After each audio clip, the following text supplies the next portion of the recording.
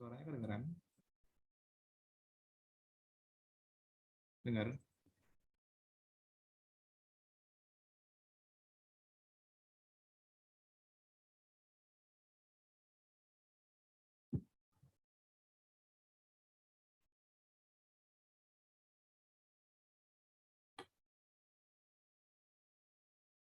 Cek, cek.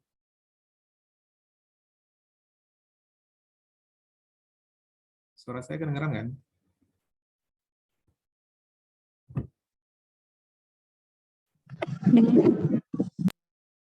Oke. Bentar ya. Nah, kita mulai ya langsung untuk pertemuan keduanya atau part 2-nya. Nanti juga saya share untuk slideshow-nya. Yang kemarin lupa ya saya share ya. Nah, ini saya nanti bagikan di chat-nya aja ya untuk si slideshow-nya itu. Bentar, saya ambil link-nya dulu.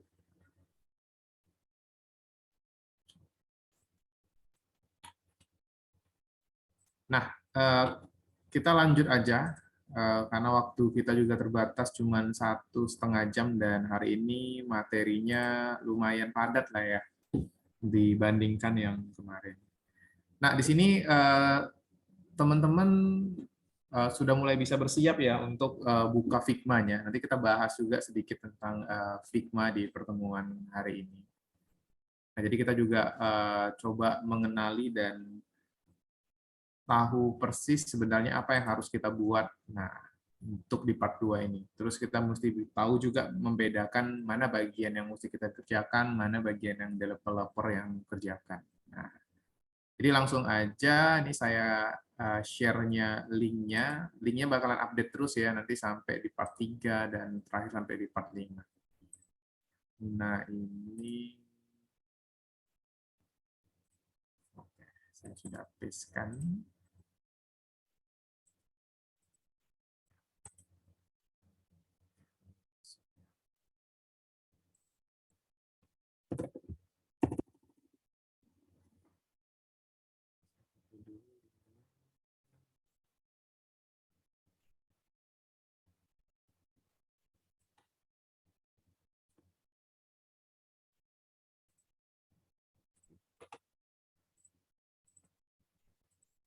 Oke. Nah, itu udah saya berikan ya untuk si link slideshow-nya nanti. Ini saya langsung share screen aja. Bentar ya. Share screen-nya masih belum aktif. Oke.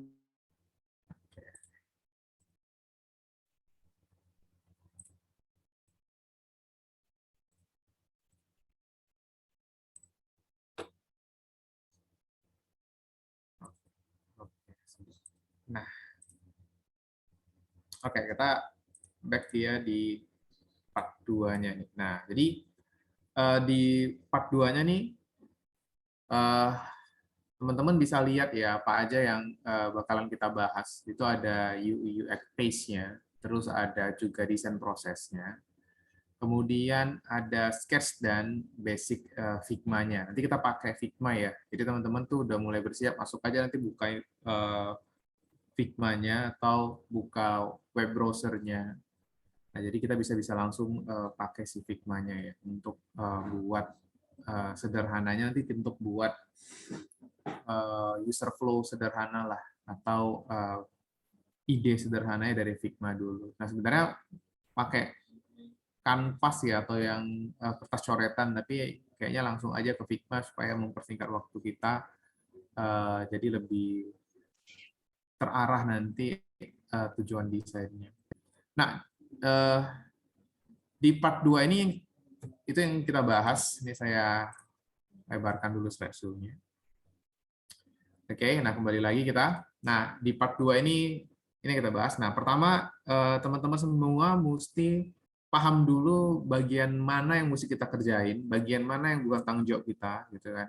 Kecuali ya kita semua yang buat ya, kita developernya, kita juga yang UI UX-nya ya, tapi sebagai UI UX atau sebagai UI designer atau UX designer ada part-part tertentu yang bisa kita ambil bagiannya atau juga ada part-part tertentu yang memang itu bukan tugas kita. Nah, jadi ada fase-fase tertentu. Nah, di sini sebelum memulai UI UX, teman-teman bisa lihat nih ya. Nah, ini ada fasenya atau ada page-nya. Nah, di sini ada UI UX page. Nah, yang kalau kita lihat itu dari bawah ke atas ya. Nah, kita lihat tuh yang dari di sini 5 fase yang bakalan kita lalui untuk menuju si launching itu nanti atau menuju aplikasi kita itu launch dengan keadaan yang baik gitu ya. Nah, pertama adalah fase planning dulu. Nah, di fase planning ini yang di tengah, yang ini ya. Nah, di sini teman-teman sudah harus merencanakan dulu ya. Jadi disinilah nanti hampir sama seperti proses desain ya. Kalau teman-teman sudah punya basic desain, ada yang namanya desain proses. Nah, di desain proses itu yang pertama kali dilakukan itu adalah briefing. Nah, di plan phase itu juga kalau nanti kita bertemu dengan klien atau kita membuatkan software atau user interface dengan klien, maka di fase inilah si briefing itu dilakukan. Nah, jadi kita tanya nanti sama kliennya, kita gather informasi atau kita kumpulkan informasi sebanyak-banyaknya, kira-kira mau buat program seperti apa dan tampilannya seperti apa, referensinya apa. Nah, itu ditanyakan di fase plan-nya ini. Nah, jadi di fase plan-nya ini, jadi hari ini kita masih masuk ke fase plan-nya ini. Nanti yang di situ kita bakalan buat sketching lah, kita bakalan sketch lah, kita bakalan buat user flow, alur user flow-nya. Nah, dari ide-idenya, nah itu semua di bagian plan phase. Nah, jadi kita planning dulu apa-apa aja yang mau kita siapkan dan kita persiapkan untuk membuat atau untuk lanjut nanti ke dalam si design phase setelah plan phase-nya ini. Jadi di plan phase-nya inilah yang lumayan makan waktu, karena di dalam plan phase-nya ini termasuk researching juga, ini ada di plan phase-nya ini tadi. Nah, itu yang pertama ya. Nah, nanti ketika teman-teman sudah tahu ya briefingnya kira-kira oke, kita udah tahu. Nah, kalau standar briefing itu saya rasa teman-teman sudah ngerti lah ya, udah paham lah ya untuk ngebrief itu apa-apa aja yang harus ditanyakan, yaitu sama tetap pakai konsep 5W 1H gitu ya. Jadi mengapa, kenapa gitu ya. Nah, di mana, ya, sama ya 5W 1H, what, where, when, nanti ujungnya sampai how kan. Nah, jadi tetap pakai konsep yang seperti itu untuk di plan pace-nya ya. Nah, jadi ketika kita tahu briefing itu masuk ke what ya, apa yang mesti kita buat, kapan pembuatannya, terus who siapa target pasarnya, terus di mana pembuatannya gitu kan. Nah, terus sampai terakhir how, bagaimana delivery kita untuk menuju ke arah yang kita inginkan atau ke desain yang kita inginkan. Nah, kira-kira seperti itu yang standarnya. Itu nanti teman-teman bisa searching lagi banyak tentang bagaimana cara mengolah atau membongkar informasi, apa yang harus ditanyakan dan lain-lain. Nah, terus kemudian dari situ juga ketika sudah di plan base-nya itu udah kita tahu briefingnya seperti apa, di situ juga kita research. Nah, dari riset yang kita adakan, nah ini ada beberapa yang teman-teman bisa pakai ya, atau bisa website-website yang bisa membantu teman-teman dalam melakukan research. Nah, jadi di dalam melakukan riset ini, nah saya sendiri tuh paling sering ya pakai kalau dulu nih, kalau di dalam graphic design tuh paling sering saya tuh pakai Pinterest. Nah, boleh juga pakai Pinterest atau juga pakai Behance. Nah, itu juga boleh. Nah, tapi kalau di UX nih yang lumayan membantu kita sekali itu ada Dribbble. Jadi teman-teman bisa masuk aja ke Dribbble. Nah, ketik aja nanti Dribbble. Oops. Nah, itu masuk aja teman-teman ke Dribbble. Jadi di dribble.com ini juga di sini juga kita bisa lihat itu beberapa web design, animasi, dan yang lain-lainnya, UI UX-nya juga nanti muncul di sini. Kita tinggal ketik aja ya, teman-teman juga bisa tinggal ketik aja, misalnya mobile app, mobile apps.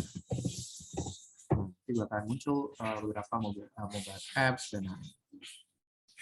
dan beberapa tampilan user interface-nya yang sangat membantu sekali untuk teman-teman ada gambaran, oh nanti kira-kira saya buatnya ini ya, nah saya buatnya ini ya. Nah, jadi itu lumayan membantu nih ya, dibandingkan pakai si Pinterest. Boleh juga sih sebenarnya kalau teman-teman mau pakai Pinterest. Nah, tapi saya rasa agak kurang efektif karena Pinterest itu meluas ya. Nah, kalau Dribbble ini lumayan menjurus ke atau lumayan lumayan lah untuk dapat informasi tentang UI UX. Nah, kalau di ini, kalau di si Pinterest juga ada sih sebenarnya UI design atau mobile apps. Tapi nggak sedetail sama juga sih sebenarnya, nggak terlalu detail dengan si Dribbble lagi. Itu ini meluas lah. Nah, ini boleh Pinterest juga, boleh di Dribbble juga. Nah, itu ya. Nah, kemudian di situ, nah yang paling oke di sini, di Good UI. Nah, di Good UI, jadi teman-teman nanti dalam proses untuk merisetnya, ya cari di Good UI. Nah, di Good UI itu enaknya dia, kalau nanti kita daftar ke dalam itu, dia kita bisa ikutan A/B test mereka. Jadi di dalam proses develop-nya si UI UX ini, kita lakukan A/B test. Ya. Ibaratnya tampilan yang seperti ini lebih bagus nggak dengan tampilan yang seperti ini. Nah, jadi kalau teman-teman bisa perhatiin tuh, nah yang di goodui.org, nah ini banyak loh produknya. Nah, jadi di sini juga teman-teman bisa lihat ya di sini. Nah, ini kira-kira bagus yang mana, yang A atau yang B, gitu. Atau cari lagi tuh. Nah, ini bagus yang mana nih? Nah, yang implement nih. Ini udah kelihatan tuh. Nah, pakai yang seperti ini nggak tampilannya atau pakai yang ini. Nah, jadi kita bisa lihat. Nah, sama view pattern-nya pakai yang sebelah kiri atau pakai yang sebelah kanan. Jadi dari sini juga nanti kita bisa tahu kira-kira mana sih apa ya ibaratnya kira-kira UI yang cocok yang nah dari sini juga kalian lihat nih teman-teman bisa lihat di UI UX-nya ini di UI-nya ini tuh ada beberapa kategori misalnya untuk produk atau listing atau checkout. Jadi kalau kita buka nih satu contoh menu checkout. Nah, jadi menu checkout tuh lihat tuh checkout-nya ada gini. Ini ada multiple step, mau yang seperti ini, checkout-nya baru dikomplit atau yang satu-satu seperti ini. Nah, tapi banyak ini total with A, total of the evidence for version B, masih better yang si B. Nah, seperti ini juga. Jadi banyak nih, kira-kira yang bisa kita lihat atau kita banding-bandingin dengan UI-nya itu kira-kira yang bagus yang mana. Di Good UI, ini sangat membantu sekali. Sangat membantu sekali. Jadi kita udah tahu tuh tipe-tipe, oh kira-kira nggak usah capek lagi cari referensi kan mau buat misalnya di sini banyak pilihannya kan mau buat misalnya listing atau pricing atau juga mau lihat menu sign up gitu ya atau mau melihat menu shopping chart. Nah kalau di sini saya buka shopping chart atau kalian mengembangin mobile aplikasinya untuk mau shopping chart. Nah kira-kira seperti apa atau yang ini ya, yang sign up-nya dulu kira-kira gimana. Nah kita udah ada gambaran. Ini sign up yang pertama, ini sign up yang kedua.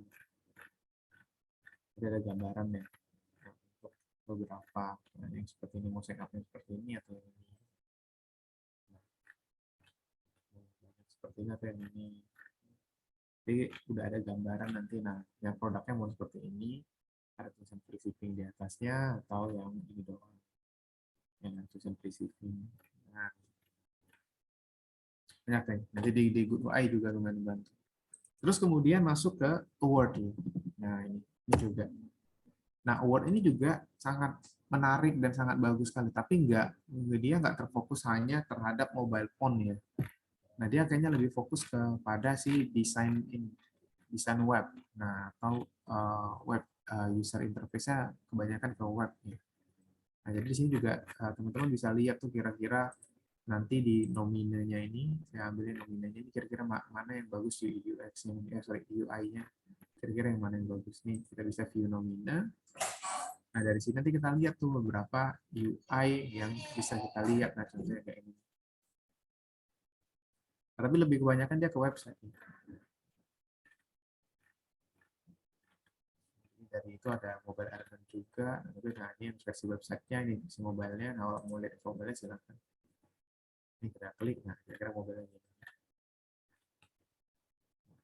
Nah, ini kayaknya welcome tuh, kayaknya menu untuk si login ya.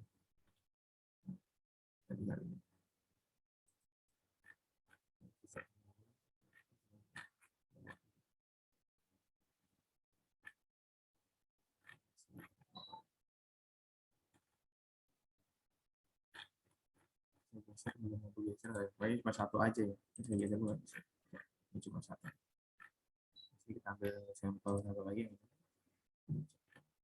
Caption. Itu banyak.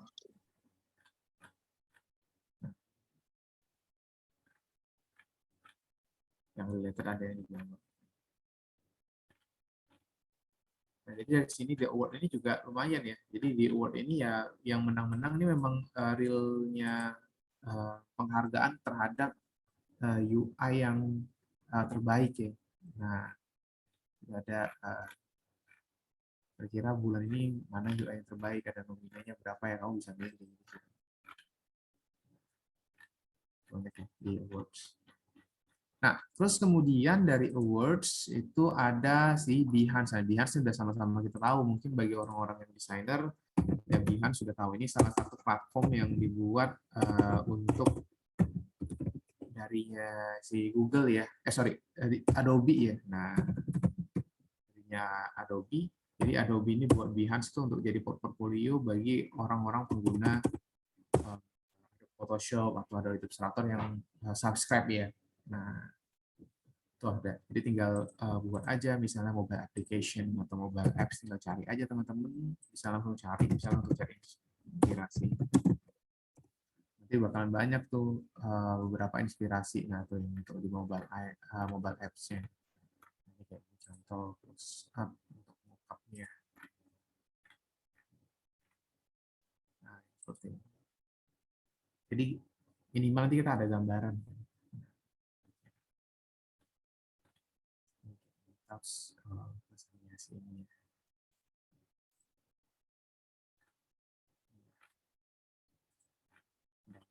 kan banyak tuh stacknya. Ini dia pakai card, di belakangnya pakai blue effect. Kita ada gambaran kan setidaknya nih software-software seperti ini kira-kira, atau kamu mau kembangin software kira-kira seperti apa. Nah, kita sudah ada gambarannya masing-masing. Ini ya yang Behance, nanti tinggal cari teman-teman. Nah, itu aja kalau untuk yang dari sumber apanya ya, research-nya. Nah, kalau untuk sumber foto atau icon yang kita butuhkan, bisa cari di Flat Icon, dan foto-fotonya juga bisa cari di Unsplash ya, karena beberapa Flat Icon itu bisa dipakai secara gratis. Nah, dan di Unsplash apalagi ya, terutama di Unsplash bisa cari foto yang benar-benar gratis juga di Unsplash. Nah, jadi yang ini yang untuk Flat Icon ini juga saya favorit sekali itu kalau ngedesain tuh pakai si di Flat Icon. Nah, kalau dulu ya, kalau sekarang sih udah icon-iconnya saya ambil dari Canva aja. Nah, kalau dulu sih lebih masih ngedesain pakai Photoshop atau Illustrator, ya saya ambilnya di icon. Nah, kalau untuk yang si Figma nanti juga ada beberapa icon ya. Nah, jadi Figma tuh enaknya dia punya namanya plugin atau widget yang membantu user Figma-nya itu untuk lebih luas lagi atau lebih berkembang lagi. Nah, nanti user Figma tuh nggak capek ya, misalnya mau buat grid udah ada pluginnya, mau buat icon, beberapa icon per icon udah ada pluginnya, jadi kita bisa cari pakai pluginnya itu nanti. Nah, oke.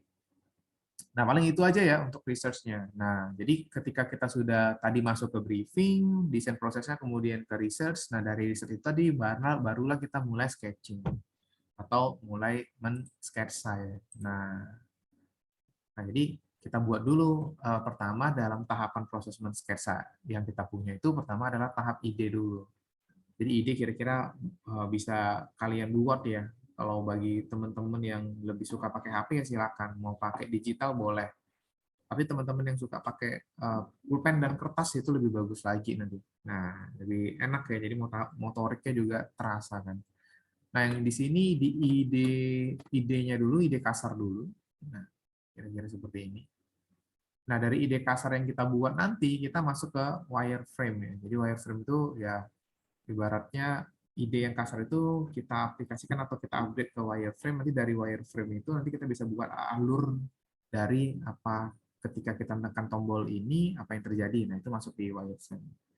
Nah, kalau udah dapat wireframe-nya, udah kejadian, udah selesai wireframe-nya nanti di step kedua dari ide yang tadi baru kita masuk ke komponen.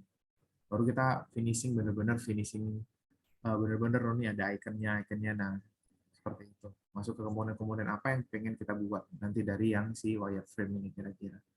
Oh, komponennya ini yang mau kita buat. Oh, komponennya ini yang mau kita buat. Oh, komponennya floating action button yang ini.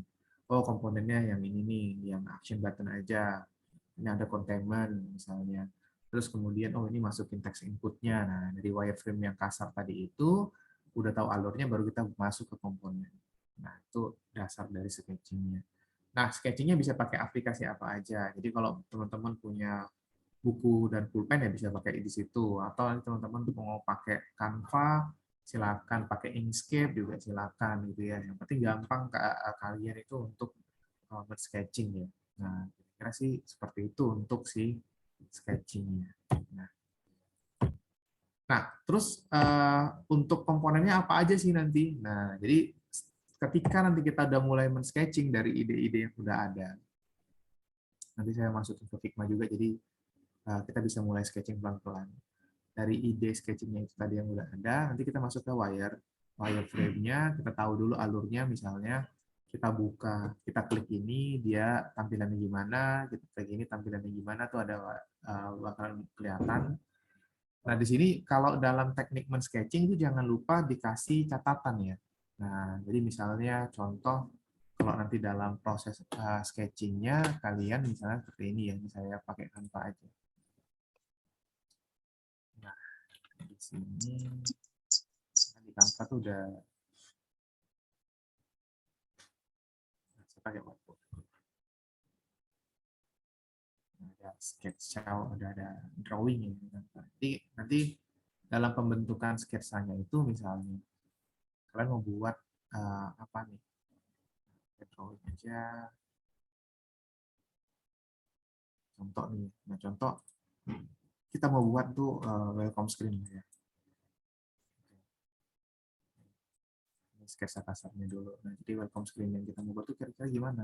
Oh, welcome screen yang kita buat misalnya di sini ada logonya. Jangan lupa nih kasih catatan logo. Jadi biar kita tahu ya. Nah, terus di sini ada start button. Isinya apa? Nah, ini warnanya apa nih? Background-nya. Nah, jangan lupa dikasih catatan kalau untuk yang kasar nih. BG-nya misalnya warna biru. Jadi kita ada gambaran. Nah, ini kebetulan saya pakai mouse jadi tulisannya nggak rapi. Nah, yang ini nih, nah birunya biru apa? Nah, kalau kita bisa kasih warna biru di sini kan bisa nih kebetulan di Canva ya. Oh, mau birunya tuh biru yang seperti ini nih. Nah, ini nih.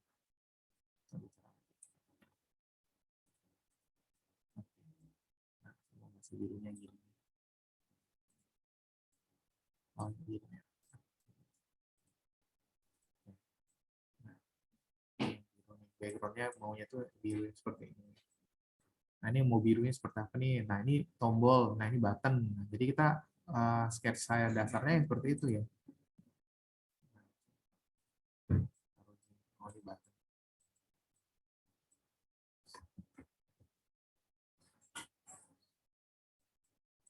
Button dengan tulisan start. Dan dengan tulisan start. Nah, kalau kita mau pakai teks, kan pakai teks lah.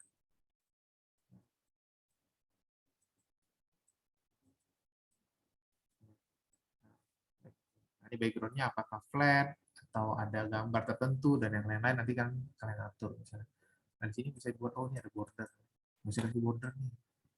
Jadi detail-detailnya itu di planning itu yang mesti atur lagi. Depending kasar nanti pas masuk di wireframe atau masuk di komponennya tuh mesti dipertajam lagi atau di refine lagi.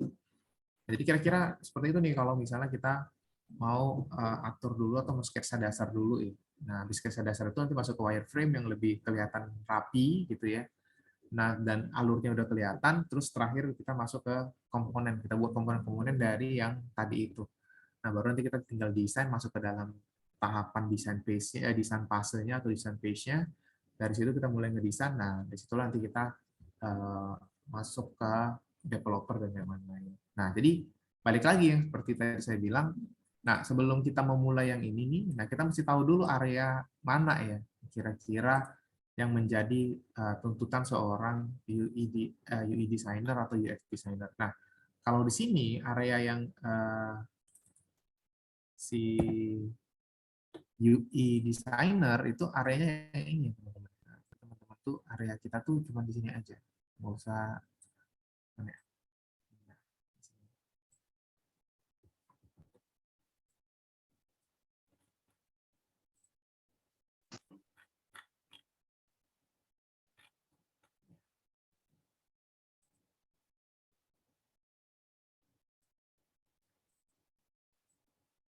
Nah, area kita tuh ini.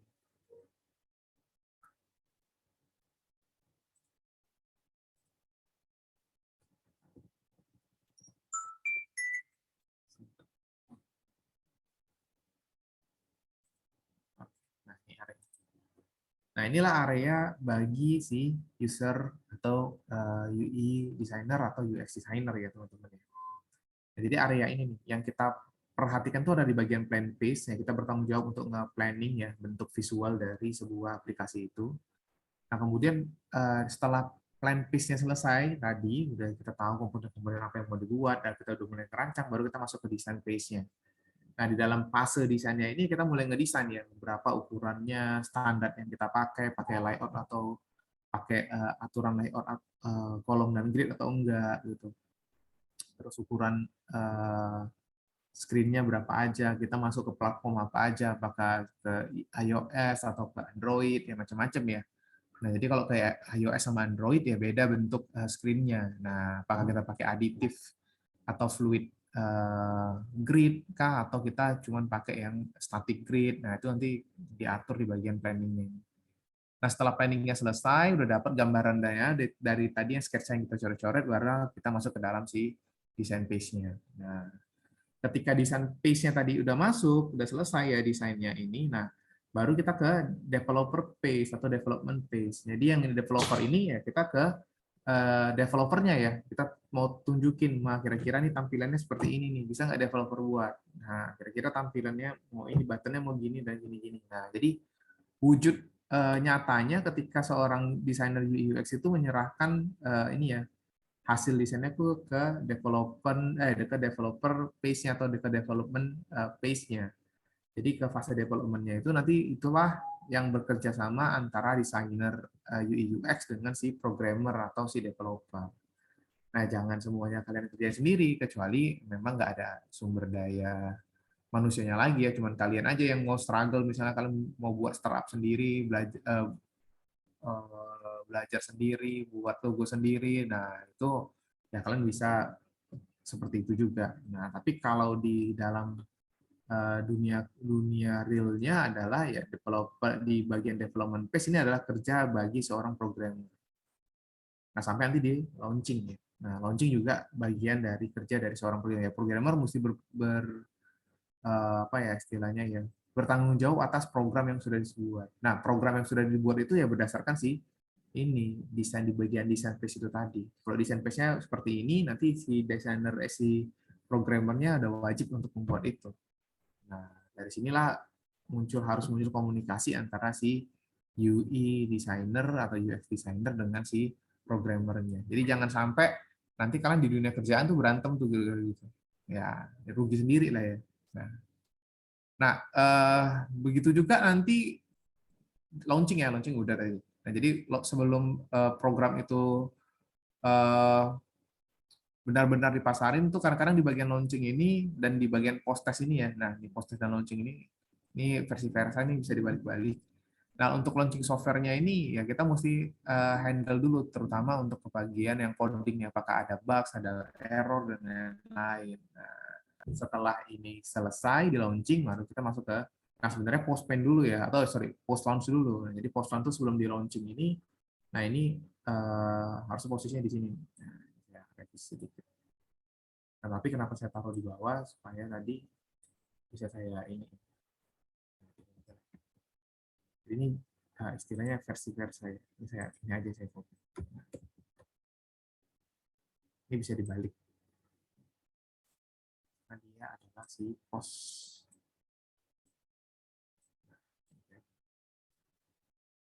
Ini cycling ya. Nah, jadi ketika di launch, jadi sebelum di launch itu di post launch dulu, di situ dilakukan A/B test, dilakukan riset apakah ini cocok untuk di launch, baru di launch. Nah, tanggung jawab yang pas di launch itu yang si development gini juga ya, tanggung jawab di post launch juga dia. Jadi development itu nanti, oh ini ada bugs di sini, ada bugs di sini. Nah, desainer juga di situ. Desainer juga seperti itu. Desainer nih kurang cantik nih, buttonnya nih masih kurang bagus, ini resolusinya rendah dan lain-lain. Nah, dia di bagian post launch. Jadi sebelum dia di launching, nah kita lakukan dulu A/B test dan testing dan lain-lain. Nanti ketika sudah di launching, nah kita tinggal dengar feedback, nanti kita putar lagi, ulang lagi. Jadi ini nggak ada hentinya ya, nggak ada habisnya. Jadi ketika kita buat sebuah program itu jangan berpikir, udah kita buat program ini udah putus nih habis selesai. Nah kalau memang program kita mau berjalan dengan mulus ya selalu kita update ya, dengan updatean terbaru. Nah dengan updatean terbaru itu berarti kita mesti belajar lagi kan, belajar lagi. Jadi nggak ada habis-habisnya sebenarnya di bagian UX ini kalau kita tekuni. Oke. Nah itu yang untuk si ininya ya, di bagian desainer. Nah kalau bagian developernya sendiri, developer tuh ini. Nah bagiannya di bagian developer itu bagiannya cuman dari development phase sampai si post launch-nya ini tadi. Inilah sebenarnya area dari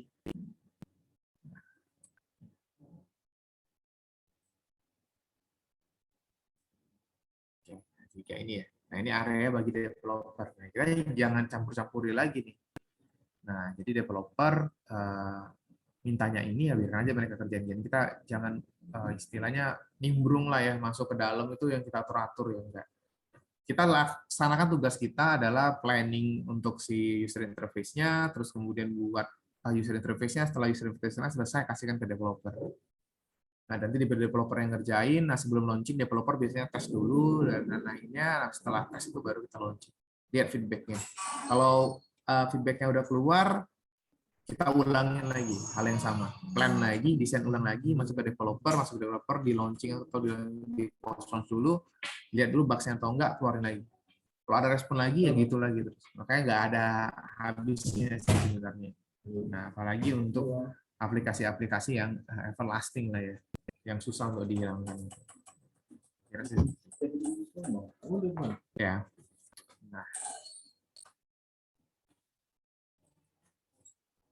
Nah, kalau riset udah ya. Nah, berikutnya komponen. Nah, jadi yang komponen ini teman-teman bisa cari ini ini saya copy dulu. HTTPS M3 material komponen. Nah, kenapa ini saya copy? Saya kirim ke kalian. Saya ada gambaran. Nah, kira-kira komponen-komponen apa aja sih sebenarnya yang sangat kita butuhkan ya. Nah, dalam pembuatan si user interface itu tadi. Nah, ini yang M3 Material IO komponen itu merupakan sebuah komponen yang dikembangkan oleh si Google. Di Google kembangkan itu untuk SDK mereka yang untuk Google Play. Jadi mereka kembangin itu, jadi itu bisa dipakai. Nah, di bagian material ini apa aja yang kalian temuin di bagian material .io yang komponen itu ya kalian bisa pakai komponen.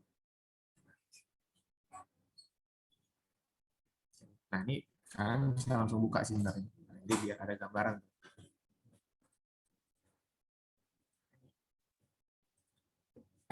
Ada ya komponen. Nah, jadi komponen itu adalah sebuah blok interaktif lah ya. Nah, yang bertujuan untuk membuat sebuah interface yang bagus dan bisa diorganisasikan atau bisa diatur lah.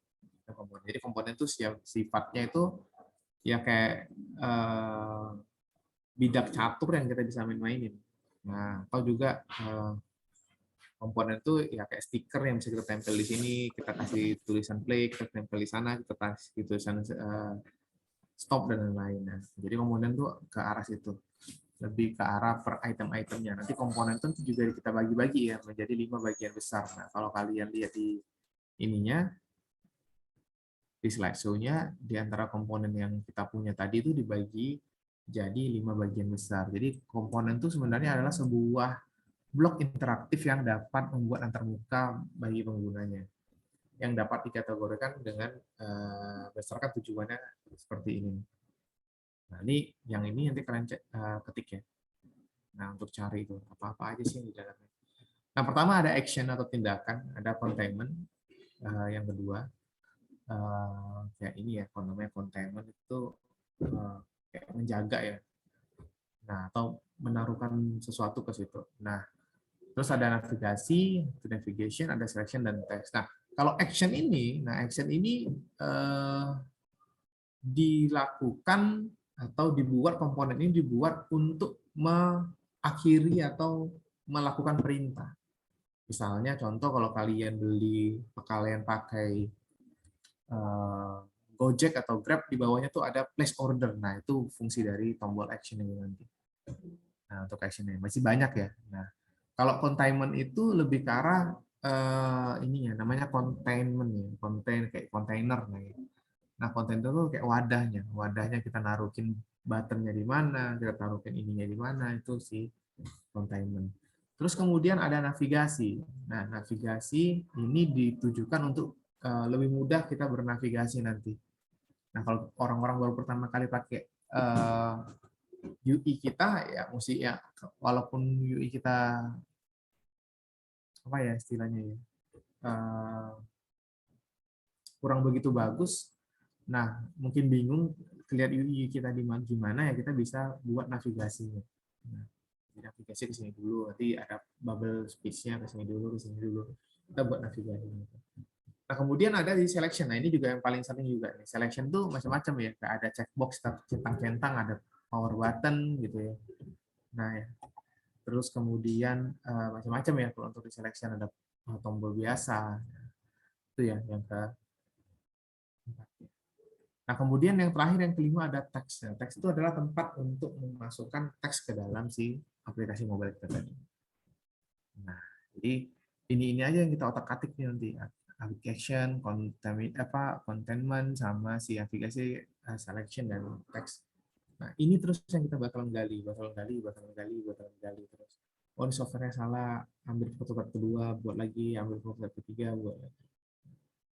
Nah, inilah yang kita mesti fokuskan dulu pembuatannya seperti apa dan lain-lain. Cara sketsa juga. Yang ini ya. Nah, dari 5 ini saya kalau mau cari jelasnya di sini nih. Jadi saya langsung ke situ aja. Jadi saya langsung jelasin ke kamu.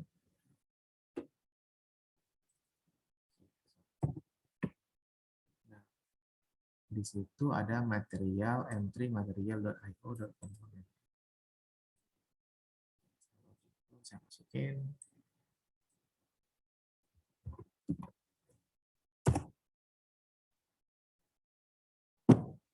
Oke, nah ini ada komponennya. Nah, ini di komponen ini lihat tadi. Nah, di slide show-nya juga ada, saya sebut komponen itu ada action, containment, navigator, selection, dan text. Nah, ada beberapa juga si kontainer, tapi ini kontainernya itu bukan,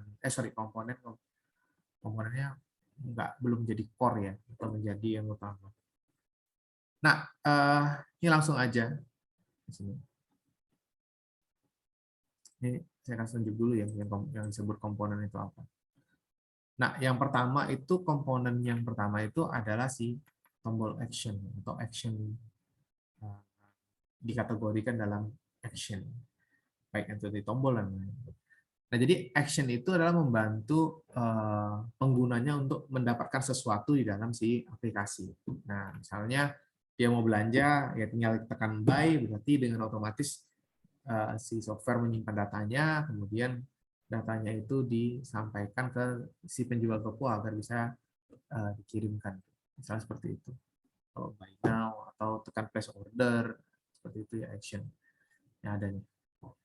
Nah, kelanjutan dari action biasanya floating action button. Nah, itu yang biasanya kita lihat itu di dalam si WhatsApp. Nah, kalau kita buka WhatsApp, terus kemudian ketika kita sudah buka WhatsApp, terus kita pindah ke bagian ini ya, di luarnya itu, di bagian chatnya itu kan ada di sudut sebelah kanan bawah itu di WhatsApp itu dia bentuk bulat gitu ya. Nah, itu yang disebut floating action button ya. Jadi dia di atas itu menimpa sama teman yang lainnya.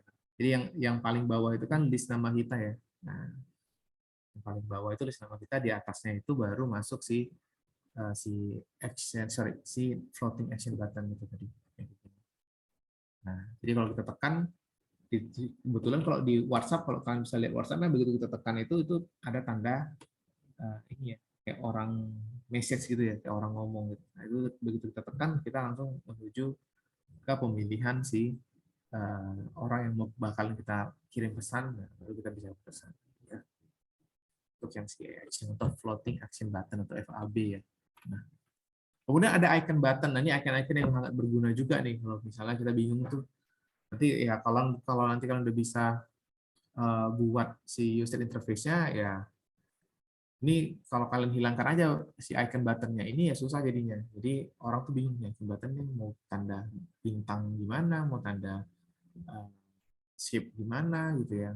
Nah, jadi buat membingungkan kalau memang ini juga kurang jelas. Nah, jadi si icon button itu fungsinya cuma itu aja, sebagai suplemen doang. Jadi sebagai pengingat, oh ini udah oke, ini udah oke, ini udah oke. Nah, terakhir itu ada segmented button. Nah, segmented button ini lebih ke arah segmen kayak gini. Ini sering kita lihat ya, kayak kategori di atas. Ya. Kategori kita tap ini. Kita masuk ke kategori. Itu yang untuk si action.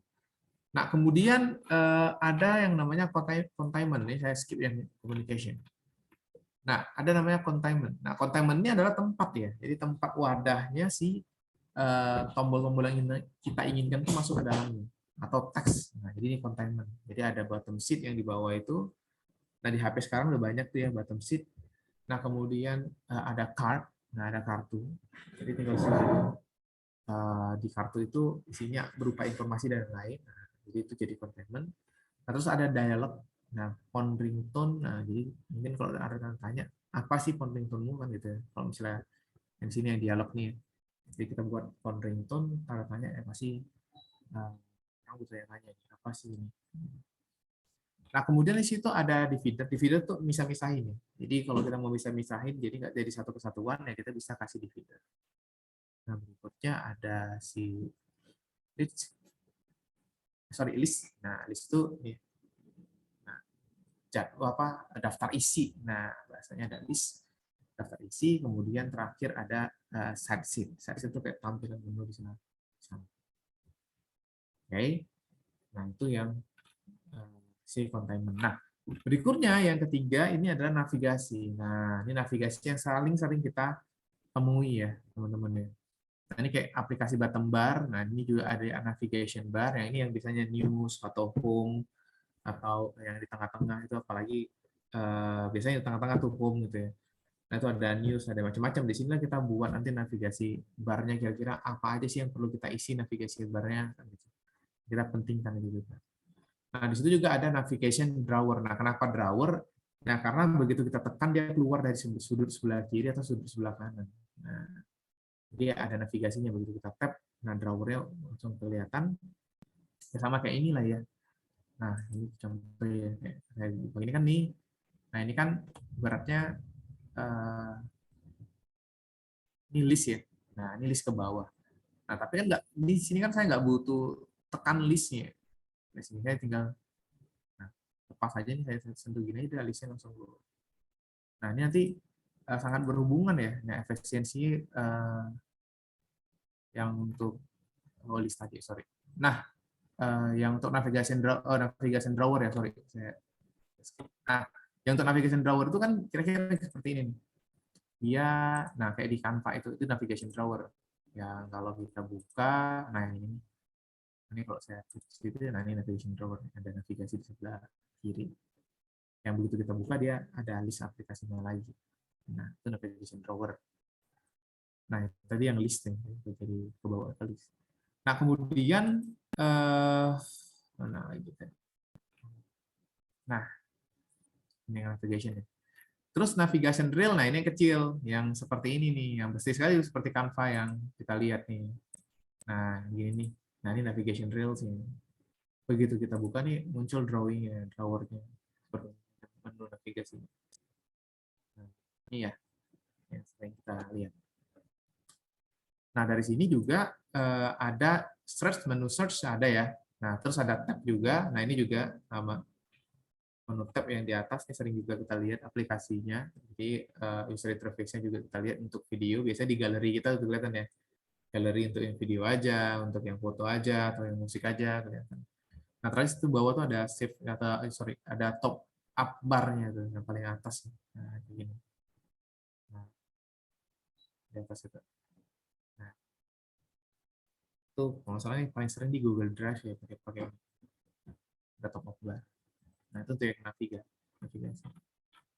Nah, terus kemudian dari sini ada selection. Nah, selection itu yang sering juga kita temuin ya. Jadi kalau untuk radio button, kita memilih apa aja. Nah, itu dia seleksi fungsinya untuk menyeleksi sesuatu.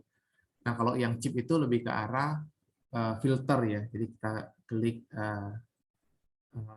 button tertentu, kita list tuh, nah gini yang chip-chip seperti ini. Lebih ke arah untuk filter konten atau trigger action. Nah, ini yang chip. Terus date picker yang juga paling sering. Kalau tanggal kita buka langsung muncul date pickernya. Nah, terus kemudian ada menu di standar ya. Kita selalu lihat di aplikasi web mobile kita, smartphone kita, radio button apalagi ini paling sering juga. Nah, apalagi slidernya juga yang sering. Nah, terus kemudian di situ ada switch ya. Nah, ini yang on off ya. Nah, atau toggle button nih. Nah, bisa di toggle on off. Dan terakhir ada time picker. Nah, yang last itu ada si text input untuk masukin teks. Nah, itu ada 5 kategori yang mesti kamu tahu ya. Nah, di sini 5 kategori itu yang komponen itu ada action, di dalam action itu ada ini button, segmented button dan lain. Nah, terus kemudian situ ada containment, ada navigasi, ada selection, teks. Nah, nanti teman-teman ambil datanya itu ke sini, ke ini aja. Nah, ini m3.material.i//nya komponen, isinya tuh ini. Dari sini juga kita bisa belajar ya, contoh ya. Kira-kira kamu bingung nih, teman-teman bingung nih, action button itu yang button itu standar ukurannya berapa sih kira-kira ya. Nah, contoh yang ini nih, oh ini saya buka aja. Nah, di sini begitu kita buka di bawah, itu nanti langsung dikasih tuh resource-nya. Oh, resource-nya ada di MVC Android atau implementasinya Jetpack dan lain-lain. Untuk desainnya itu ada di Scientific Figma. Untuk yang button. Nah, terus di sini juga kita bisa lihat tuh spesifikasinya tuh berapa sih button itu.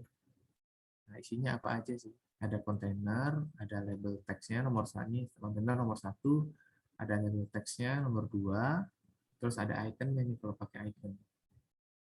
Nah, dari sini juga nanti kelihatan nanti. Biasanya juga dia ngasih warna nantinya seberapa dan ukurannya juga. Nah, kayak gini-gini. Biasanya juga dia nanti bakal kasih sih ukuran ya. Ukurannya berapa kali berapa sih sebenarnya. Nah, ini ada ya. Pixel. Oh, ini kasih 40. Oh, ini kasih 24. Jadi, ini keren di sini. Yang kotaknya ini 24, yang ini berarti roundingnya 24. Nah, ini dia mereka dan ini ada ukurannya juga standarnya.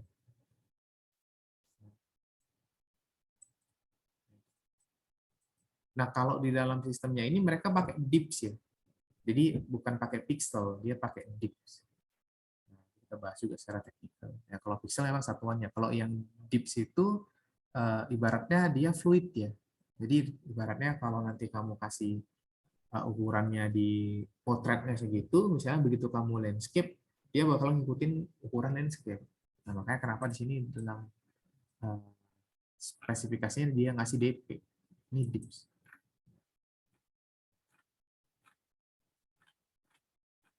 Di sini udah kelihatan tuh apa aja, size-nya berapa, ukurannya berapa, dan ada spesifikasi khususnya.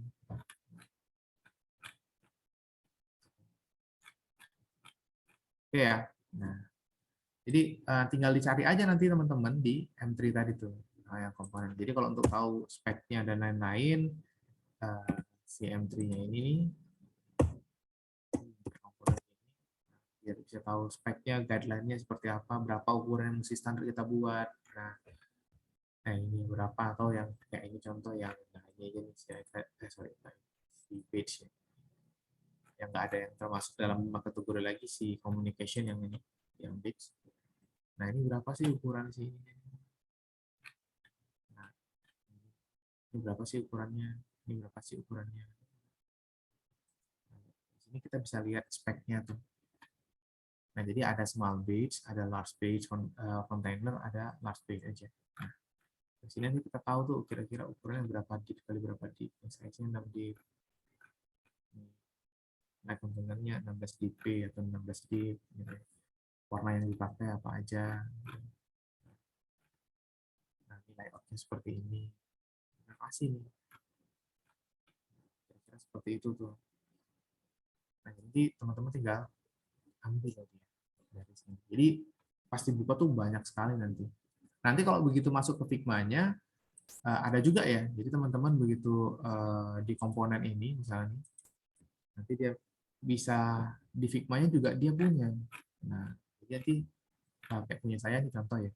Nah, ini saya udah download yang material tree kit tadi yang ini dalam Figma tadi. Ini contoh-contoh yang lengkapnya juga ada. Jadi sebenarnya udah nggak terlalu susah lagi untuk ngedesain UI UX karena mereka udah punya standar ya. Nah, kayak si Google itu mereka udah kasih ini nih m3material.io ini supaya bisa dipergunakan kepada masing-masing developer atau masing-masing UX designer. Contoh kayak ini. Nah, ini card. Nah, card isinya gini, ada nama, ada header-nya, ada sub-header-nya mungkin nama klien atau apa itu. Nah, terus itu ada gambar seperti ini, itu icon gambarnya, terus ada informasi lainnya. Ada juga.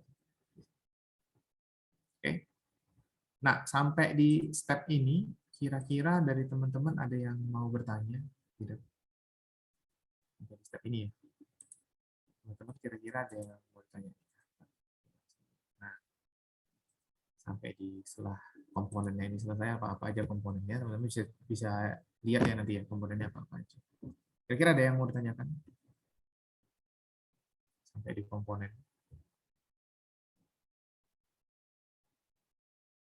Nanti tinggal dibaca lagi ya, komponen itu apa-apa aja isi-isinya dalam. Jadi nanti dengan komponen itu ada gitu ya, dan tahu kita, nah dari situ kita bisa mulai untuk merancang sebuah user interface-nya. Karena kita udah tahu, oh ini komponen ini namanya base yang untuk notifikasi. Oh komponen ini namanya flashcard. Oh komponen ini komponen ini namanya card. Komponen ini namanya set menu. Yang di bawah itu navigasi. Nah, kita tahu tuh dari situ. Dan itu udah jadi standarnya ya. Kalau kamu lihat sekarang, kalau begitu kamu buka Google atau di Play Store, kamu buka standarnya si berapa aplikasi ya, rata-rata aplikasi seperti itu. Nah, contoh ya kayak si ini navigasi. Nah, navigasi aja ini ya, navigation ya. Nah, ini yang jadi standar kan, standar bar kita kan. Nah, tapi kan ini adalah mode standarnya. Ada juga orang yang buat itu di atasnya tuh beda sendiri, dia kayak ada lengkungan sendiri. Di tetap kanan kirinya masih ada. Nah, jadi kalau beberapa aplikasi software, misalnya aplikasi yang bank rata-rata pakai yang seperti itu di tengah-tengah gini. OVO juga gitu ya, tengah-tengah itu ada QRIS. Nah, tengah-tengah itu ada QRIS ya, si OVO. Di sini ada menu-menu lainnya. Kami bisa coba aja lihat tuh menu atau si OVO itu.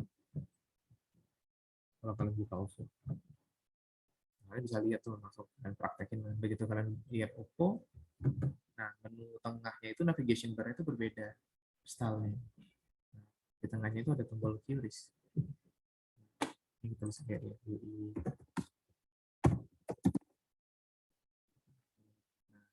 Nah, ini QRIS. Ini versi lama nih. Versi baru tulisannya udah QRIS. Jadi kita tahu nih. Kalau versi lamanya masih scan barcode. Nah, tampilannya juga udah nggak seperti ini lagi. Udah terpisah antara blok ininya, nah, dengan blok ininya. Antara blok transfer dan berapa jumlah uangnya, nah, dengan blok menunya di bawah udah berbeda. Nah, ini masih yang lama nih. Tampilan baru. Tampilan baru. Nah, ini tampilan baru. Tampilan baru. Ini bloknya udah berbeda. Dia blocking kan. Ini dia nge-blocking di sini. Ini tampilannya sekarang. Unik-unik sih sebenarnya kayak gini nih. Nah, ada di sini menunya, navigasi menunya. Nah, itu bisa jadi apa ya? Referensi kalian nanti kalau mau buat gitu aja sih bang. Lebih oke sih kayaknya, lebih cakep gitu kan. Bisa aja ini menjadi referensi kan. Nah, ya sih seperti itu. Warnanya beda sendiri ya kan. Jadi dia orang berfokus ke situ. Oh, ini apa nih Mbak Naimit? Oh, rupanya ini QRIS. Biasanya bentuknya dibesarin, kenapa? Dikasih empasis kenapa ya? Karena maunya itu kelihatan atau lebih ditonjolin. Nah, ya, seperti itu. Oke. Nah, kalau nggak ada pertanyaan dari sini, nanti komponennya kalian bisa baca sendiri, masuk ke material di sini. Nah, ini bakalan banyak nih. Kalau mau belajar lagi dari sini boleh, silakan. Ini ada layout, foundation, overview, dan macam-macam boleh. Dari M3 material driver komponen, silakan di komponennya. Nah, sekarang kita masuk ke dalam si Figma-nya dulu. Jadi teman-teman itu bisa aja masuk langsung ke figma.com. Nah, ya, sebelum kita berlanjut. Nah, masuk ke figma.com-nya ini nanti tinggal mau di download, silakan. Kalau kayak punya saya ini, saya download ya. Jadi saya buat apps di sini, aplikasi. Nah, bukan dari web browser ya. Nah, jadi kalian juga bisa lakukan dari lewat si web browsernya. Ini tinggal klik aja di sini get started. Nanti tinggal login. Nah, pakai Gmail. Masuk. Nah, kalau yang di versi yang ini kan saya versi web ya. Nanti kamu juga bisa download yang versi ininya nih, aplikasinya. Saya lebih suka pakai aplikasi karena tersendiri ya. Kalau web ini capek nih, nanti tab-nya banyak sekali. Jadi sama aja tampilannya, sama aja, nggak jauh beda. Nah, saya sih lebih suka pakai sini. Kalau kalian mau untuk belajar ini karena buru-buru ya, atau karena belum ada persiapan ya pakai web aja dulu ya. Nah, nanti tinggal di-download aja. Biasanya tuh ada ininya ya, menu untuk download aplikasinya.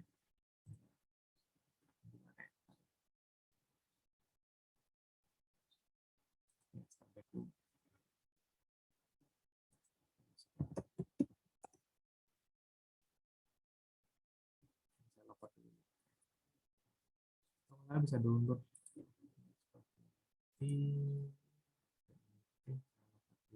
nah ini, nah, get desktop apps ya. Nah, jadi dari get desktop apps-nya diinstalkan ya. Nah, kenapa kita pilihannya ke Figma? Nah, pertama memang si Figma ini memang ditujukan untuk pembuatan software yang seperti itu. Jadi untuk pembuatan prototype ataupun untuk pembuatan UI UX. Nah, memang ditujukan untuk itu Figma itu, kebutuhannya memang itu ya. Berbeda nanti kalau kita gunakan Photoshop dan Illustrator atau gunakan yang lain, bisa nggak bang kita gunakan Photoshop atau Illustrator gitu ya, terutama Illustrator ya karena mudah kan. Nah, bisa aja sih sebenarnya. Nah, cuman kalau untuk preview aja bisa aja. Nah, kenapa Figma ini menjadi lebih menarik ya karena Figma juga nanti kalau kita buat nih ya, saya klik nih di sampel sebentar ya. Nah, kalau kita buat si Figma itu nanti Figma dia punya ini sih sebenarnya. Nah, kayak gini-gini nih. Nah, punya bahasa yang bisa CSS code-nya itu yang bisa kita ambil baik dari Android atau iOS misalnya nih. Dapat. Jadi untuk developer lebih mudah. Buka Figma dia lihat aja, oh ini, oh tinggal copy paste, udah. Nah, dapat kan. Kalau di CSS style-nya, ya ini background-nya nih ada isi. Kita akan dapat tuh di bagian CSS. Kalau pakai table, dia seperti ini. Kalau pakai aplikasinya, kelihatan. Nah, mengapa pilihan bagi developer dan UI UX designer itu lebih ke arah ke Figma dibandingkan ke Photoshop atau Illustrator atau ke aplikasi lainnya, ya, karena itu tadi itu. Nah, ini udah kebuka ya Figma-nya semua ya.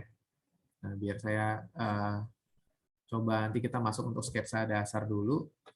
Nah, di sini sebelum kita mulai Figma, nah kita langsung ke case tadi. Nah, tadi ingat ya di awal itu kita kasih briefing dulu ya. Jadi untuk menentukan apa yang kita buat itu yang di awal, yang di bagian plan page-nya ini kita kasih briefing dulu. Nah, di sini saya punya briefing ya.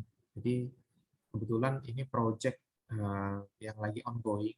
Nah, mungkin kalian juga bisa berkecimpung di sini ya, yang lagi ongoing. Nah, ini adalah UI UX-nya si absensi kantor. Jadi absensi kantor itu salah satu produk, ya. Nah, produk absensi, dari mana memungkinkan usernya itu melakukan absensi di kantor ya, dan sudah tidak sudah tidak memakai absensi sidik jari lagi. Nah, terus kemudian keunggulan dari absensi kantor ini pertama, nah perangkatnya nih ya, perangkatnya karena kebetulan mobile atau smartphone, jadi bisa dibawa kemana-mana. Nah, terus kegunaan berikutnya adalah dia bisa absen itu dari koordinat tertentu. Nah, jadi misalnya kalau misalnya di kantor kita itu punya apa ya bahasanya, punya tempat kerja yang berbeda-beda atau lokasi kerja yang berbeda-beda, dengan aplikasi ini jadi lebih memudahkan untuk mengontrol siapa aja yang sudah absen. Nah, kalau pakai sidik jari kan susah ya. Kadang-kadang kita bekerja di sebuah lapangan gitu ya, di lapangan gede gitu ya, atau di kita contoh lah kita kerja di airport ataupun kita kerja di dermaga gitu ya. Satu juga ada kerja di kantor gitu. Nah, yang susahnya kadang-kadang yang kejadiannya adalah eh, sedikit ya. Ini kejadiannya adalah ketika kita ada tugas di dermaga gitu kan, atau di field-nya di lapangannya, kita mesti absensi dulu ke kantor. Karena kenapa ya? Karena sidik jari kita itu ya cuma terdeteksi di kantor gitu kan. Jadi susah. Nah, jadi dengan adanya absensi kantor ini lebih memudahkan bagi usernya atau bagi penggunanya atau bagi pegawainya untuk absensi di mana aja dia yang sudah ditentukan oleh si aplikasinya ini lagi atau oleh adminnya. Nah, ini tampilannya. Nah, kebetulan ini seperti ini tampilan yang kita punya ya saat ini. Nah, di sini kita bakalan melakukan perombakan ya. Jadi teman-temannya dari briefing yang saya kasih ini. Nah, jadi absensi kantor ini nanti logonya juga saya berikan ya. Nah, logonya ada, nanti saya berikan. Nah, terus di sini untuk yang intro atau loginnya, tampilan intro loginnya. Kemudian di sini juga ada tampilan main page-nya. Begitu dia intro login, nah tampilan main page-nya kira-kira seperti ini. Oke, ada. Nah, seperti ini aja. Nah, terus aplikasi seperti ini. Nah, terus kemudian nih menu aplikasinya kalau mau di logout, nah kira-kira ini, mau diganti passwordnya, ya cuma ini doang ya. Nah, simpelnya terus ada daftar hadirnya. Kalau kita buka daftar hadir nanti, ini ada daftar kehadiran ya. Kelihatan masuk ke tanggal berapa ya. Ini ada foto ketika dia masuk sama foto ketika dia keluar. Oke ya. Nah, ini untuk ambil absennya kira-kira nih, nah menu untuk kira-kira kita absennya di tanggal di masuknya berapa, nah, jam berapa dan shift berapa. Nah, ini untuk foto, untuk ngambil foto. Nah, kita bisa foto, tinggal foto.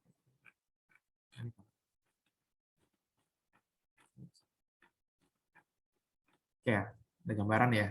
Nah, nah di sini kita coba perlahan-lahan yang gunakan Figma-nya. Sekalian kita belajar ya menggunakan Figma. Nah, di sini kita mau buat ini dulu tuh, intro login dulu nih. Nah, jadi kita mau buat ini. Nah, kira-kira menurut teman-teman nih, kira-kira bagusnya intro login itu seperti apa sih? Nah, kemarin kan kita udah bahas yang kayak yang saya kasih tunjuk itu yang ini. Intro loginnya sih, signal ya. Intro loginnya signal. Ini kita bahas. Intro loginnya signal itu bagus ya. Nah, teknologinya sih Samsung. Ya sama nih, kejadiannya saat ini adalah absensi kantor lagi jelek user interface-nya. Nah, jadi kira-kira teman-teman tuh mau buat seperti apa nih untuk desain yang pertama nih?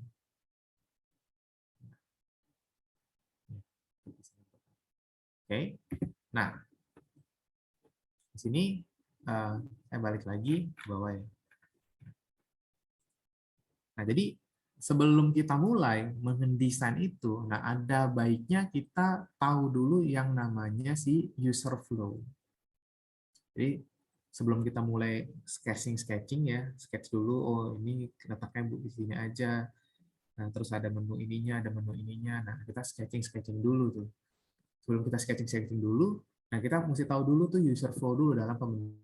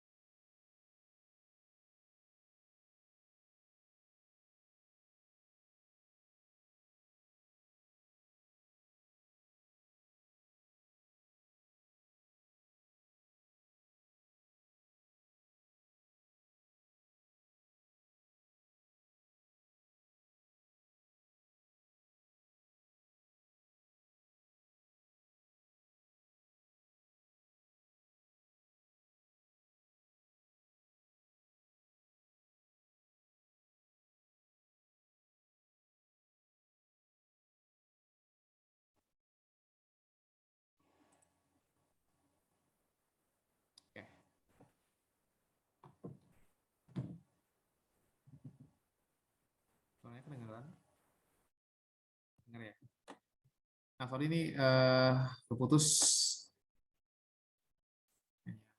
tiba-tiba laptopnya. Dia keras.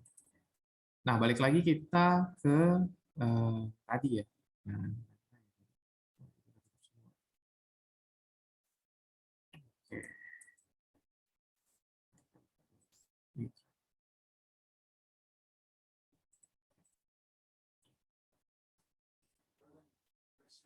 Nah, jadi kita balik.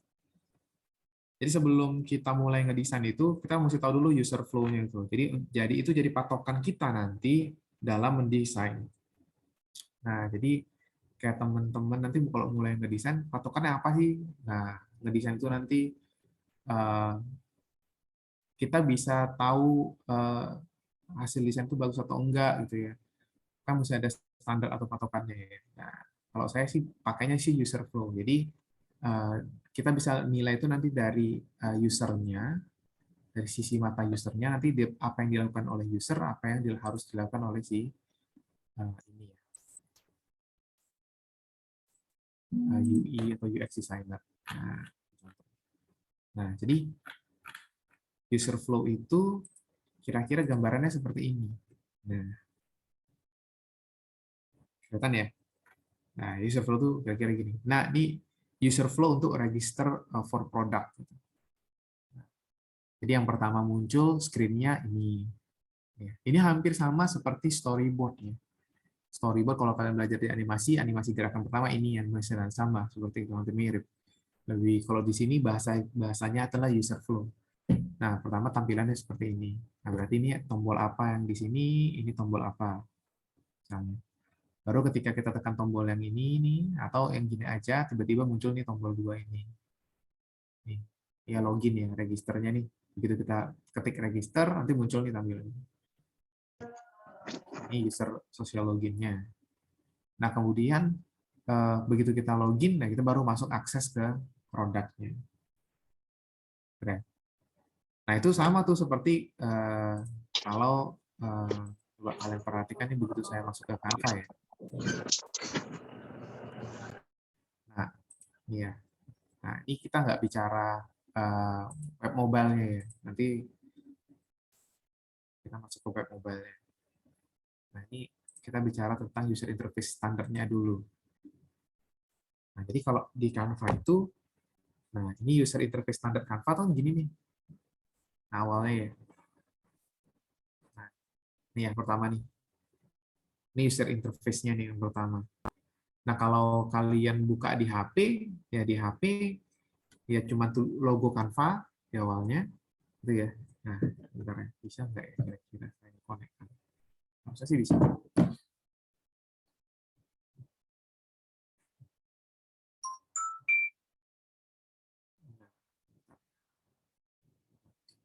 Cash harusnya bisa.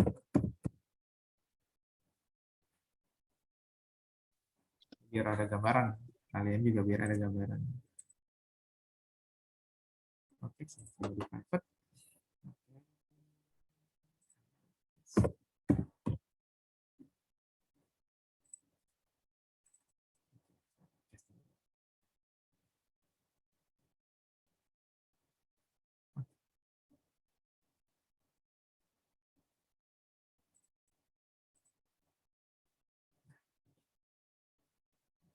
Hmm.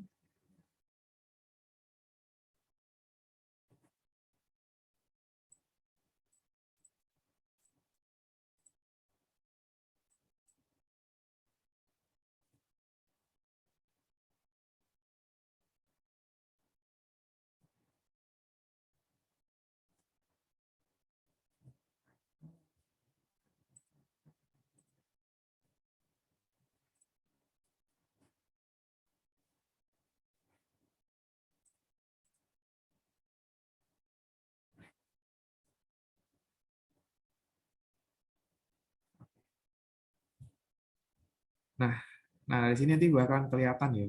Nah, kalau kita uh,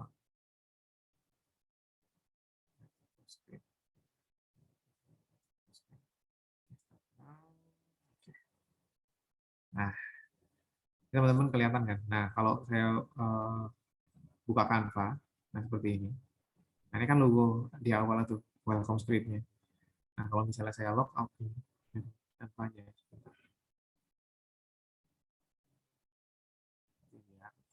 biar ada gambar. Nah, waktu kita juga nggak banyak, tinggal 15 menit.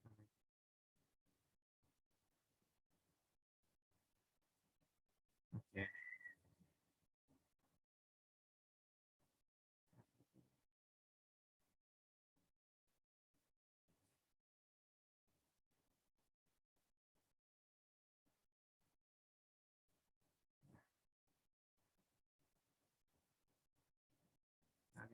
Nah, teman-teman bisa lihat ya, tampilan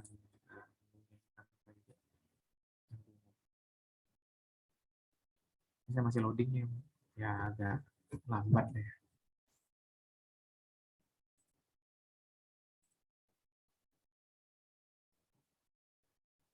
Nah, ini saya logout dulu.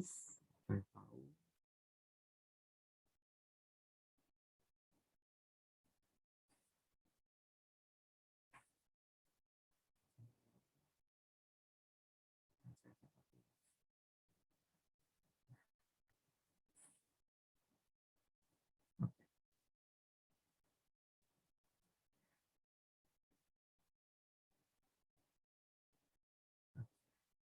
Nah, tidak.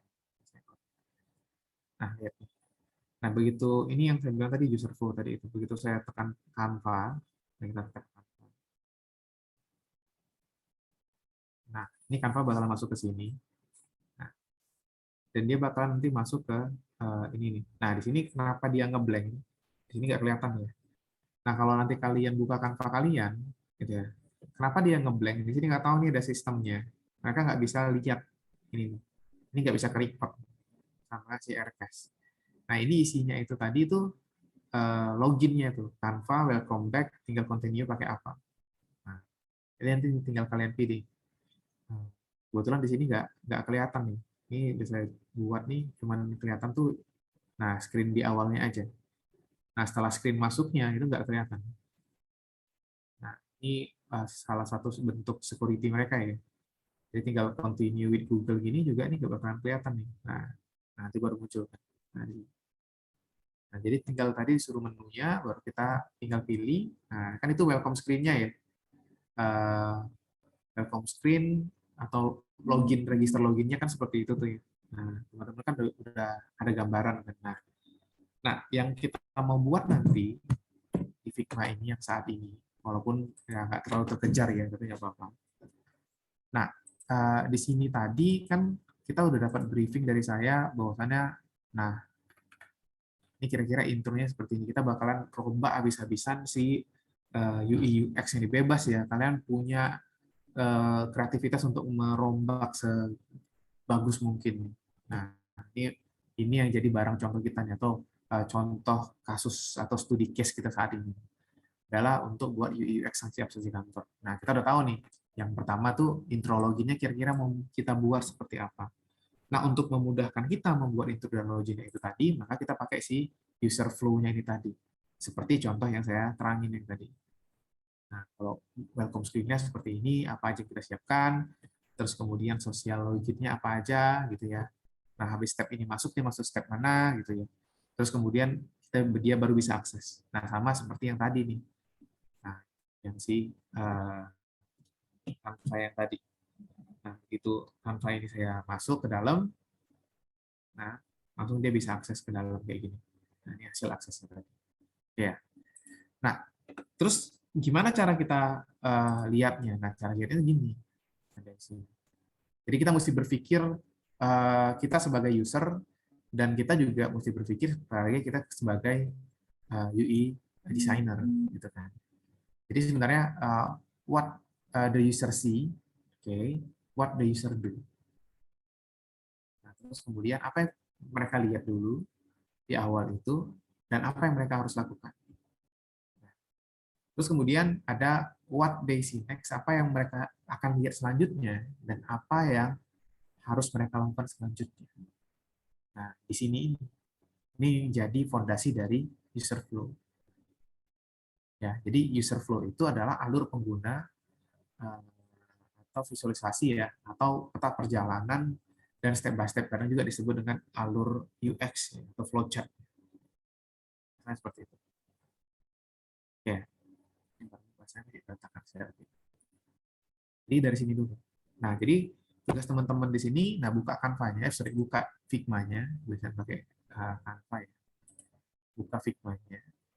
Nanti kemudian dari Figma-nya pakai yang web juga boleh. Sama-sama pakai yang web aja, silakan. Jadi masalah. Yang web boleh.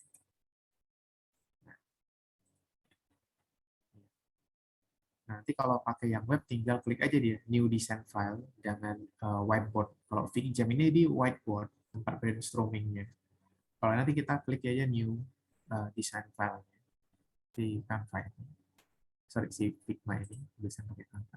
Atau nanti dari sini ada menunya, di sini ada File, ada New Design File. Bisa juga. Nah, ini tinggal kita klik aja. Oke.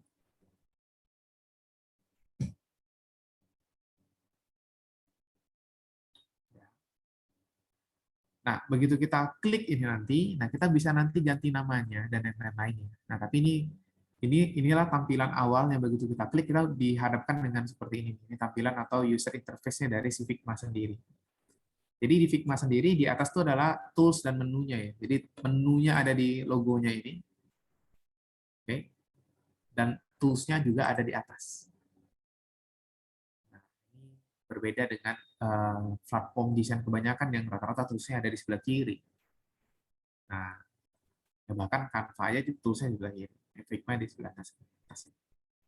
Nah, kemudian di sebelah kirinya itu ada layer asset dan page. Ini ya, layer asset dan page. Jadi ini kebetulan kita lagi di page 1 nih. Teman-teman lagi di page 1. Ada layernya kosong nih. Nah, cuman pages aja layernya kosong, nggak ada yang kita buat. Oke. Okay? Nah, terus di sebelah kanan tuh detailnya. Nah, detailnya tuh. Nanti layernya sini ada detailnya, detail objeknya, ukurannya berapa, ada local style-nya juga, bisa diekspor enggak, terus ada prototype-nya, creating connection, dan lain-lain. Terus ada inspect ini untuk kode CSS-nya, kode Android, atau kode si iOS. Nah, ini ya tampilan. Kalau paling bawah ada tanda tanya, itu help and resource-nya. Kalau mau belajar. Yang di tengah-tengah itu dia masuk ke dalam draft, bukan dalam project ya. Nanti kita buat dia masuk ke dalam move to project. Draft ini masih kasar aja. Kalau move to project, nanti dia bisa bekerja sama dengan tim. Kalau saya klik move to project, nah saya bisa buat new team, nah tim kita bisa kerjain bareng-bareng. Dan yang perlu teman-teman tahu, ini sama seperti Canva atau sama seperti Google Doc, ini based on cloud. Cloud based dia. Jadi karena dia cloud based, ya otomatis dia tersimpan secara otomatis. Nggak perlu riset. Nah, dari sini, nggak perlu riset. Tombol shift-nya ya. Nah, nah terus gimana cara kita memulainya, Bang? Kira-kira oke. Cara memulainya itu sederhana. Nah, di tools-nya itu ada beberapa tools yang sangat basic sekali yang bisa kita gunakan. Pertama itu ada Move Tool. Oke. Kedua itu ada Frame Tool. Nanti yang kalau ada tanda di bawahnya itu ada Scale dan lain-lain. Shortcut-nya itu ada V, sama kayak shortcut-nya di Photoshop. Dari Illustrator, ini ada Frame Tool, M. Section-nya Shift S, Slice-nya S, rectangle-nya R, line-nya L, gitu ya. Row-nya L nih, ellipse-nya U, dan lain-lain. Ini ada tools-toolsnya, juga ada punya pen dan pensil. Jadi kita bisa buat logo juga nanti di sini. Terus kemudian ada teks. Di sini ada, baru di sini ada resource-nya untuk komponen dan yang lain-lain. Nah, di sini kalau di dalam si Figma ini lebih ke arah whiteboard sebenarnya. Jadi penentuan, jangan berpikir Figma ini nanti seperti Photoshop dan Illustrator atau Canva yang punya artboard sendiri. Dan artboard-nya itu terpisah-pisah, enggak. Jadi Figma ini lebih ke arah whiteboard yang gede yang kita bisa masukin objek apa aja di dalamnya. Nah, itu si Figma. Jadi kalau nanti kita mau buat misalnya ukuran kertas tertentu, ya ini di dalam satu page yang gede seperti ini. Nah, jadi caranya gimana, Bang? Nah, caranya kita tentukan dulu. Kita tentukan dulu apanya ya? screen-nya, atau kita tentukan dulu lembar kerjanya. Nah, tentukan lembar kerjanya, dia pakai yang ini nih. Teman-teman bisa klik di bagian frame. Nah, di bagian frame itu, lihat tuh. Nah, di sini ada font, ada tablet, macam-macam nih. Nah, silakan dibuka di bagian ininya, diklik aja sekali. Nah, kemudian muncul tuh. Nah, kita tinggal pilihnya sih. Ya, tablet boleh, iPhone boleh. Nah, karena dia tadi pakainya si ini Android, ya saya ini ada Android small, ada Android large ya. Nah, yang small dan large. Ada yang lebih panjang Androidnya. Saya kasih aja Android small ini. Jadi masuk dia. Nah, baru masuk nih. Kita masuk ke frame, page 1 ada frame-nya di sebelah kiri. Ini untuk layer dan lain-lain. Ini ukurannya sudah seperti ini. Nah, supaya ini nanti nggak capek kita gerak-gerakin, ini ya. Nah, kita bisa lock nanti. Caranya gini, tinggal kita lock aja. Nah, kalau untuk zoom in, zoom out-nya itu tinggal pakai ini ya. Nah, zoom in, zoom out-nya itu kita bisa tahan ALT scroll ke depan. Tahan kontrol scroll ke depan, scroll ke belakang. Atau tekan tombol Z, tahan tombol Z-nya itu klik sekali. Nah, ini bisa tekan tombol Z, saya bisa zoom in. Dapat zoom in, zoom out-nya. Pakai kontrol aja ya, scroll ke depan. Bisa ya. Nah, semudah itu nih. Nah, karena dapat nih, ini kita lock. Kalau nggak kita lock nih bisa bergeser juga lembar kerjanya. Jadi kita lock, tinggal lock aja. Nah, kalau udah kita lock, lembar kerjanya nggak bisa bergeser. Tapi kalau kita unlock, lembar kerjanya bisa bergeser. Nah, nah kemudian kalau untuk nambahnya, nah karena tadi ini dikit aja ya. Nah, kalau teman-teman perhatiin yang si UX-nya kan cuma kita tentuin gini-gini doang kan, welcome screen, nah cuma bulat, button, gini-gini ya. Ini kan aplikasi yang sederhana sekali lah ya, kalau kita bilang. Ini flow-nya ini sederhana sekali. Nah, jadi kita bisa buat kira-kira kalau di dalam Figma boleh seperti ini nih. Nah, ini berarti saya buat dua lagi kan. Nah, kalau mau buat seperti ini berarti saya buat dua lagi. Ini tinggal klik aja di frame lagi. Klik aja satu lagi yang small, tambah lagi satu lagi yang dua, terus tambah aja satu lagi. Ini ada dua. Nah, terus kita klik sembarangan lagi, kita klik frame lagi, kita tambah lagi yang small lagi. Kita punya tiga. Ya udah nih, tinggal kita lock tiga-tiga. Nah, tinggal kita lock. Jadi yang di awal ini, nah misalnya saya mau buat welcome screen-nya di awal seperti ini, ya udah kita tinggal tambahin aja rectangle misalnya. Nah, kita buat di button-nya. Nah, untuk ganti warna dan yang lain-lain, nanti teman-teman bisa klik di bagian sebelah kanan tuh ada fill-nya untuk ganti warna. Nah, kalau mau ganti warna background-nya, berarti tinggal ini. Ya, ini dia. Yang tiga ini berarti yang satu. Nah, di sini yang satu. Nanti tinggal klik aja warna background-nya. Jadi tinggal buka aja dulu lock-nya. Nanti di select, nanti di bawah itu ada warna background-nya yang mau diganti warna.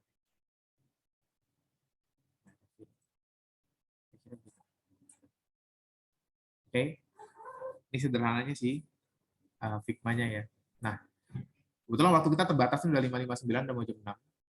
Nah, di sini tugasnya teman-teman nanti buat ya alur si ininya ya. Nah, jadi yang saya mau nanti untuk pertemuan berikutnya kita udah kelihatan ya. Saya mau lihat progres teman-teman ini udah kelihatan untuk si ininya. Nah, buat alur ininya nih. Intro atau loginnya. Kira-kira user interface untuk intro loginnya teman-teman mau buat seperti apa? Nah, ini udah saya sharing. Nah, silakan nanti saya sharing aja. Ini saya sharing lagi boleh. Saya sharing nanti teman-teman bisa lihat sampelnya di sini. Nah, untuk Figma-nya nanti bisa coba-coba aja. Karena simple ya, tinggal buat-buat gitu aja. Atau kalau malas nanti tinggal buat di pakai pensil dan pulpen aja ya, teman-teman. Nah, jadi biar lebih gampang. Nanti tinggal difotoin aja, kirim ke media chat-nya. Ya, atau nanti tinggal kirim ke grupnya ya. Nah, sekali lagi.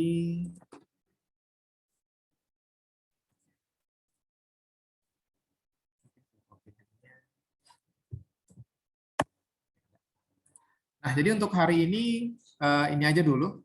Nah, kita bakalan ketemu lagi nanti ya di pertemuan selanjutnya. Ini belum tahu Jumat atau kita jalan atau enggak nih.